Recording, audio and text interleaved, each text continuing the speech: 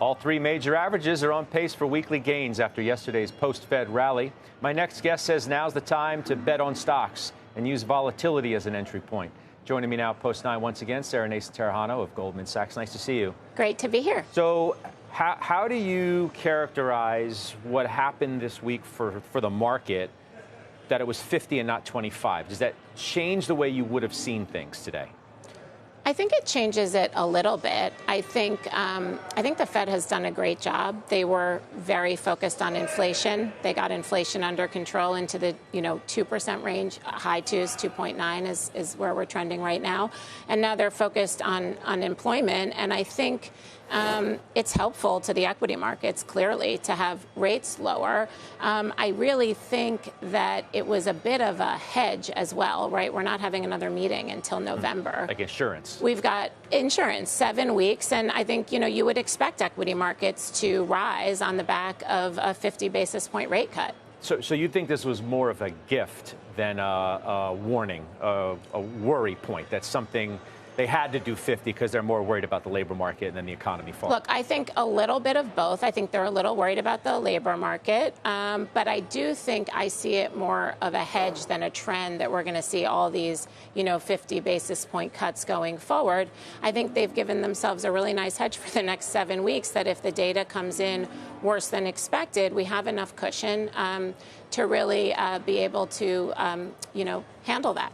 What about areas of the market? As we spent the first 20 minutes debating kind of where you want to be and whether that's become a game changer, too, as a result of the 50. How do you see that? Yeah, a little bit. I'll just take a step back. When we think about advising, high net worth clients and family office, what is the goal? The goal is to protect their money and grow their money to outpace inflation. That's how you protect purchasing power. What does that better than anything? U.S. equities. You go back and you look from 1926 at rolling 20-year periods. U.S. equities have outperformed inflation 100% of the time. Mm-hmm. Now, what U.S. equities, I think, is the question that you're asking. And I would say we've been talking about broadening for a while. It's hard to ignore, the mega cap tech outperformance. We wouldn't bet against it.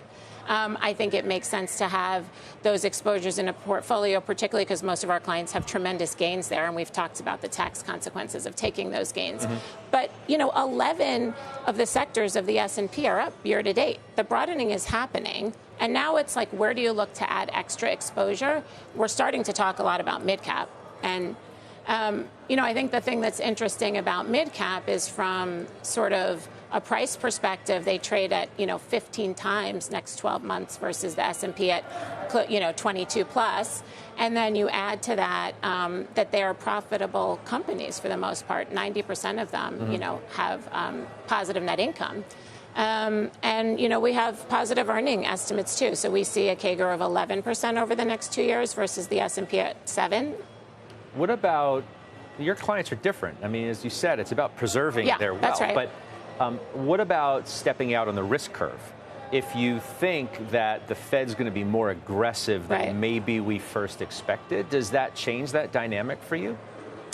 I think it makes us more and more comfortable with equities. I don't want to ignore where we are, though, today. We have hit new highs on the S&P this week. Mm-hmm. We are going into the election in November. October is typically a historically volatile month. So am I running into the equity market here? I am not. Am I telling clients to continue to hold equities? Yes. And to look, and you mentioned this at the beginning, look for dislocations to add exposure, taking advantage of increased volatility, selling puts on names that you really want to get long, or selling puts on indices that you want to go long. So I think we're trying to think about how to use volatility, and we did that on August 5th as well, by the way.